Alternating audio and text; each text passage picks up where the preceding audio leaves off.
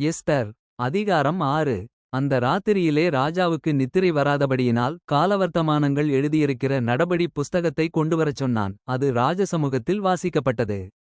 அப்பொழுது வாசற்காவலாளரில் ராஜாவின் 2 பிரதானிகளாகிய பிக்தானாவும் தேரேசும் ராஜாவாகிய அகாஸ்வேருவின் மேல் கைபோடப் பார்த்த செய்தியை மொர்தெகாய் அறிவித்தான் என்று எழுதியிருக்கிறது வாசிக்கப்பட்டது. அப்பொழுது ராஜா, இதற்காக மொர்தெகாய்க்கு கனமும் மேன்மையும் செய்யப்பட்டதா என்று கேட்டான். அதற்கு ராஜாவைச் சேவிக்கிற ஊழியக்காரர் அவனுக்கு ஒன்றும் செய்யப்படவில்லை என்று சொன்னார்கள்.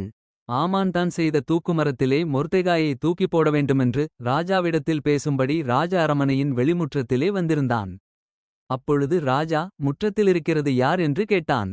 ராஜாவின் ஊழியக்காரர் அவனை நோக்கி, இதோ ஆமான் முற்றத்திலே நிற்கிறான் என்றார்கள். ராஜா, அவன் உள்ளே வரட்டும் என்றான். ஆமான் உள்ளே வந்தபோது ராஜா அவனை நோக்கி, ராஜா கனம்பண்ண விரும்புகிற மனுஷனுக்கு என்ன செய்யப்பட வேண்டும் என்று கேட்டான். அதற்கு ஆமான், என்னையன்றி யாரை ராஜா கனம்பண்ண விரும்புவார் என்று தன்மனதிலே நினைத்து ராஜாவை நோக்கி, ராஜா கனம்பண்ண விரும்புகிற மனுஷனுக்குச் செய்யவேண்டியது என்னவென்றால், ராஜா உடுத்திக் கொள்ளுகிற வஸ்திரமும் ராஜா ஏறுகிற குதிரையும் அவர் சிரசிலே தரிக்கப்படும் ராஜமுடியும் கொண்டுவரப்பட வேண்டும். அந்த வஸ்திரமும் குதிரையும் ராஜாவுடைய பிரதான பிரபுக்களில் ஒருவனுடைய கையிலே கொடுக்கப்பட வேண்டும். ராஜா கனம்பண்ண விரும்புகிற மனுஷனை அலங்கரித்த பின்பு அவனை குதிரையின் மேல் ஏற்றி நகரவீதியில் உலாவும்படி செய்து, ராஜா கனம்பண்ண விரும்புகிற மனுஷனுக்கு இப்படியே செய்யப்படும் என்று அவனுக்கு முன்பாக கூறப்பட வேண்டும் என்றான். அப்பொழுது ராஜா ஆமானை நோக்கி, சீக்கிரமாய் நீ சொன்னபடி வஸ்திரத்தையும் குதிரையையும் கொண்டுபோய் ராஜ அரமனையின் வாசலில் உட்கார்ந்திருக்கிற யூதனாகிய மொர்தெகாய்க்கு அந்த பிரகாரம் செய். நீ சொன்ன எல்லாவற்றிலும் ஒன்றும் தவறாதபடி பார் என்றான்.